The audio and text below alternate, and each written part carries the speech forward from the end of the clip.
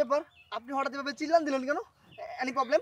আরে দেখুন না, ওরা বল খেলতে যে আমার মাথায় বলটা মারছে। উফ, ব্যথায় আমি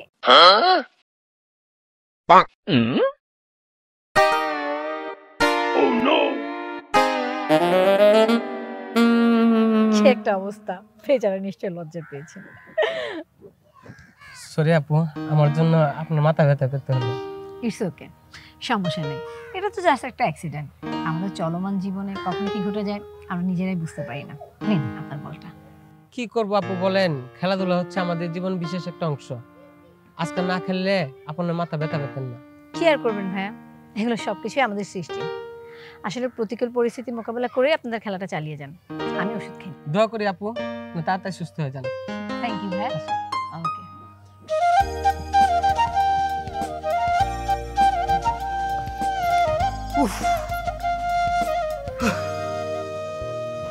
কিরে, জ্বর নেই বাতাস নেই, এভাবে হাঁপাচ্ছিস কেন? কি হইছে? সবুর কর বন্ধু, সবুর কর।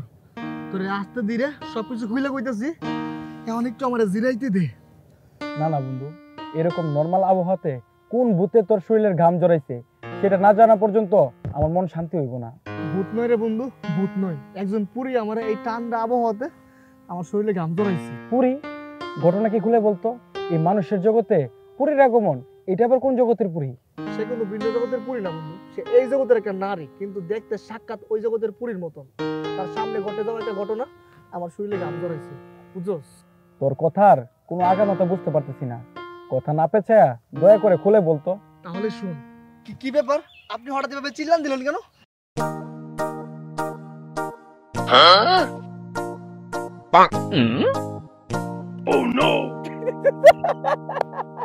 তুই হাসতাছস? এদিকে আমার ইজ্জত চলে গেছে, তুই হাসছস না?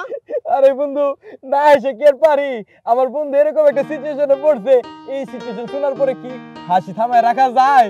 আরে বাইরে, আমি কি ইচ্ছে করে তার সামনে গেছি? পরিস্থিতি শিকার, তাই তার সামনে এই ঘটনা ঘটে গেছে।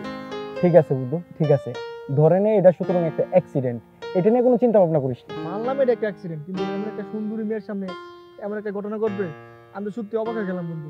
আরে রাখ রাখ, বললাম না এটা একটা জাস্ট অ্যাক্সিডেন্ট, এটা নিয়ে তো ভাবার কি হইলো?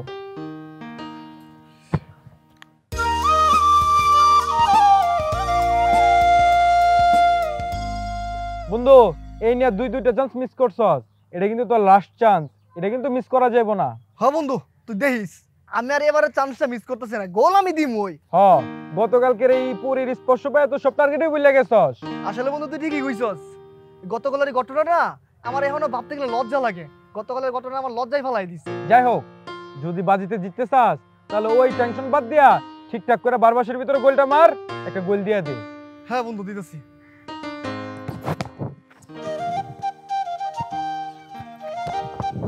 বন্ধু, দুইটা শট দিছস, গোল কিন্তু দিতে পারস নাই, এটা কিন্তু লাস্ট শট, গোল দিতে হইব।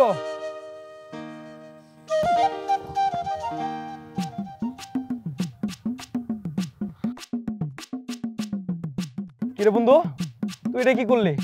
আজও একটা মানুষকে আহত করলি। বন্ধু, বাঁচতে চাইলে পালা, কারণ এটাই সেই গতকালের মনুষ্যপুরী। বন্ধু পালা।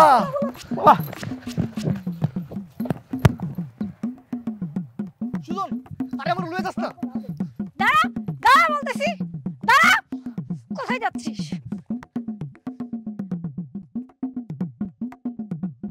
দাঁড়া, আজকে তোদের আমি খবর করেই ছাড়বো।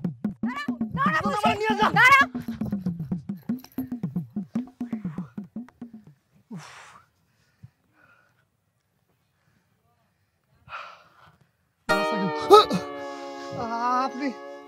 আপনি? আমি দেখে সর দেই নাই। দাওনি তাই না?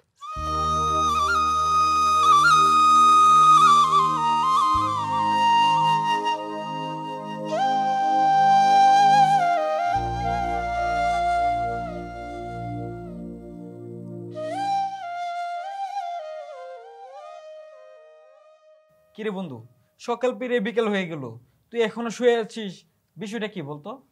আর বলিস না রে বন্ধু, ওই পুরীর গায়ে যে এত জোর, ওর লাঠির আঘাত না খাইলে আমি বুঝতে পারতাম না। ওর লাঠির আঘাতে সারা শরীর ব্যথা করতেছে, আমি শোয়া থেকে উঠতেই পারতেছি না। বলিস কি, এত জোরে আঘাত করছে? শুধু জোরে আঘাত করছে না, এমন এমন জায়গায় আঘাত করছে আমার ঠিক মতো নড়াচড়া করতেও ব্যথা লাগতেছে রে।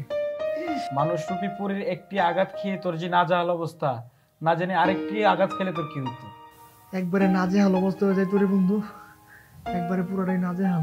ঠিক আছে বন্ধু, তাহলে তুই শুয়ে থাক, আমি তোর সুস্থতার জন্য ফার্মেসি থেকে মেডিসিন নিয়ে আসছি। হ্যাঁ বন্ধু, সেটাই কর, নয়তো এই ব্যথা সহজে যাবে না। হ্যাঁ তা ঠিক আছে, কিন্তু দ্বিতীয়বার যেন ওই মেয়ের সামনে না পড়স, সাবধানে চলিস। হ্যাঁ বন্ধু, তুই ঠিকই বলছস, এখন থেকে তাই করতে হবে। আচ্ছা ঠিক আছে, তুই শুয়ে থাক, আমি ফার্মেসি থেকে তোর জন্য মেডিসিন নিয়ে আসছি। আচ্ছা ঠিক আছে না।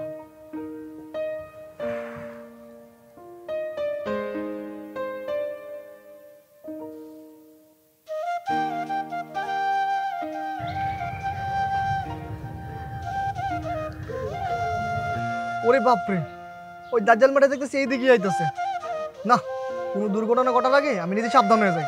আরে ওই ছেলেটা না, ওই ছেলেটা আজও আমাকে দেখে ভীষণ লজ্জা পাচ্ছে। পাগল একটা। আমি তাড়াতাড়ি আইতাছি।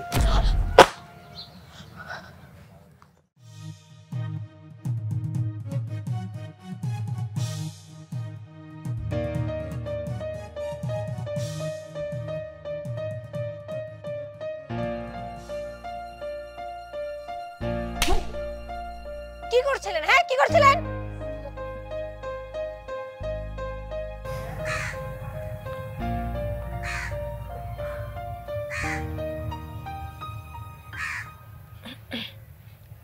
I'm sorry.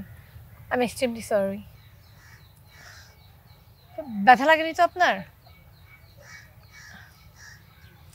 মানে আপনি ওভাবে মোবাইল ধরেছিলেন, আমি ভাবছিলাম আপনি আমার ভিডিও করছেন। আই এম সরি, আমাকে মাফ করে দিন।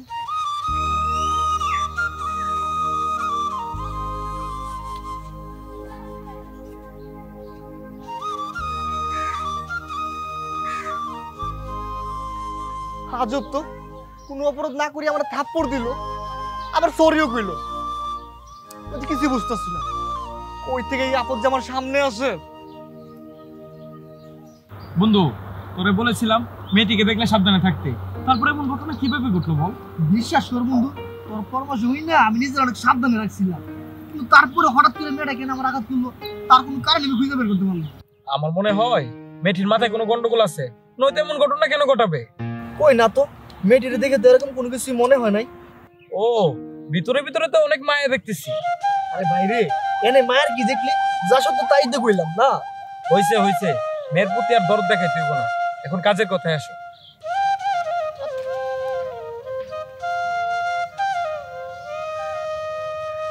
ভাই আপনি সেদিন লোকটা না? কোন দিনের কথা বলতেছেন ভাই? ওই তো যে দিন মেয়েটির সামনে থেকে আপনি পালিয়ে গেলেন।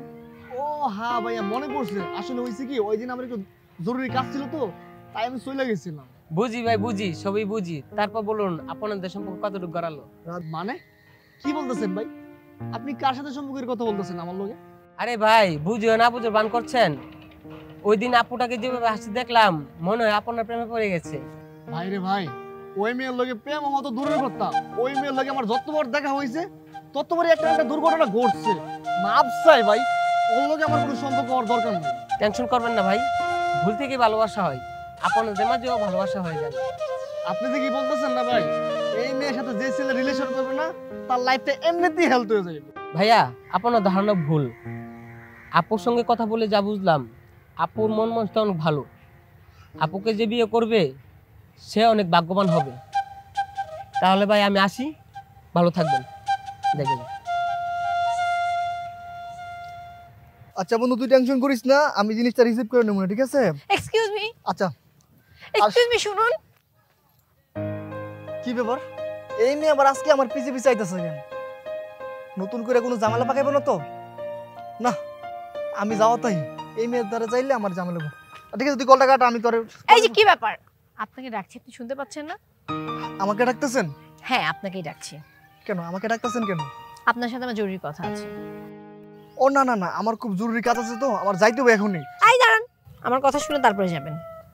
না হয়েছে কি, আমার খুব পানি তৃষ্ণা পাইছে তো, আমি পানি খেতে যাবো। আচ্ছা ঠিক আছে, আপনি পানি খেয়ে আসেন, আমি এখানে দাঁড়িয়ে থাকবো। পানি খেয়ে কিন্তু আপনাকে এখানেই ফিরে আসতে হবে।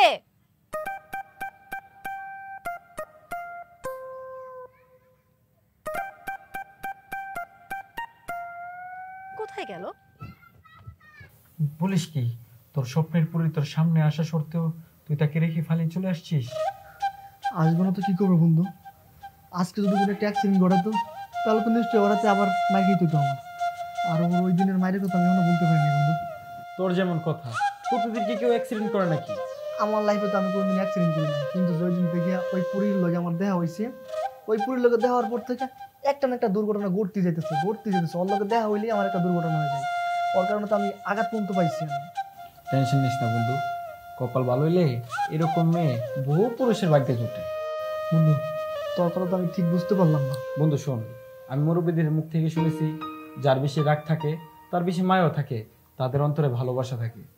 তার মানে তুই কইতে চাইতেছস নেক্সট টাইম ওর সাথে আমার দেখা হইলে আমি না পালে ওর সাথে মিশার চেষ্টা করব? হ্যাঁ, আমি সেরকম কিছু তোকে বলতেছি। ঠিক আছে বন্ধু, তাহলে দেখা যাক শেষ পর্যন্ত কি হয়। বেস্ট অফ লাক বন্ধু, তাহলে ভালো থাকিস। আচ্ছা সুজন, যাই হোক না কেন, ওই মেয়ের কখনো লাইফ পার্টনার বানানো যাবে না। যেই মেয়ে অপরিচিত লোকের গায়ে হাত তুলতে পারে, সেই মেয়ে বিয়ের পরে স্বামীর গায়ে হাত তুলতে পারবে না। না বাবা থাক, ওই মেয়ের কখনো বিয়ে করবো না।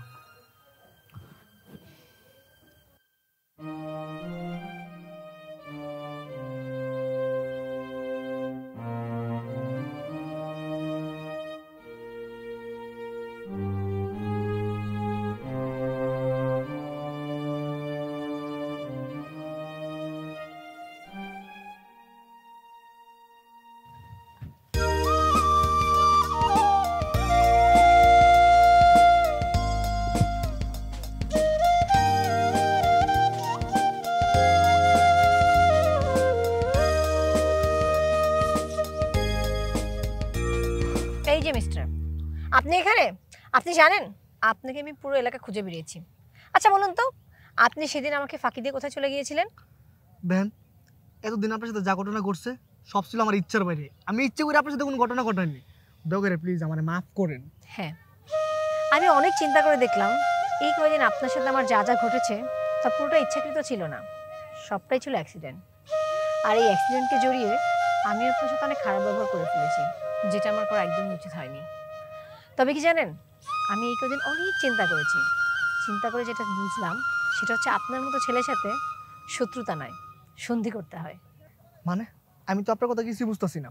আমি কি বলতে চাই আর আমার হৃদয় কি বলতে চায় এটা বুঝতে গেলে আপনাকে আমাদের সম্পর্কটা আপনি থেকে তুমি টানতে হবে, তবেই তুমি বুঝতে পারবে। তার মানে কি আপনি আমারে ভালোবাসতে চান?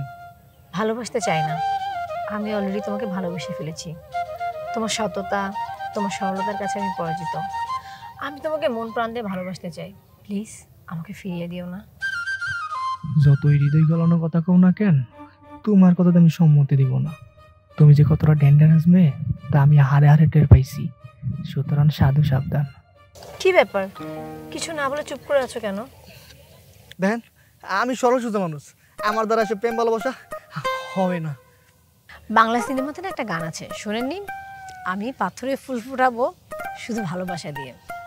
আমিও ঠিক সেরকম আপনার হৃদয়ে আমার ভালোবাসার বীজ বুনতে চাই। না না আপু, আমি সব প্রেম ভালোবাসার ঝামেলায় জড়াইতে চাই না। আচ্ছা, তুমি কি সোজা কথা আমার প্রপোজাল মেনে নিবে না, নাকি আমাকে আঙ্গুল বাঁকা করতে হবে? হ্যাঁ, এই দেখো, তুমি কিন্তু আবার ভুল করতেছো। এই তো তুমি লাইনে এসেছো। আর তাছাড়া ভুল কেন করবো না বলো তো? ভুল থেকেই তো ভালোবাসার জন্ম হয়। তার মানে কি আমি নির্ভয়ে ভেবে নিব তোমার আর আমার ভুল থেকে ভালোবাসা জন্ম নিয়েছে? একদম তাই। এই জন্য আমাদের সম্পর্কের নাম ভুল দেখে ভালোবাসা।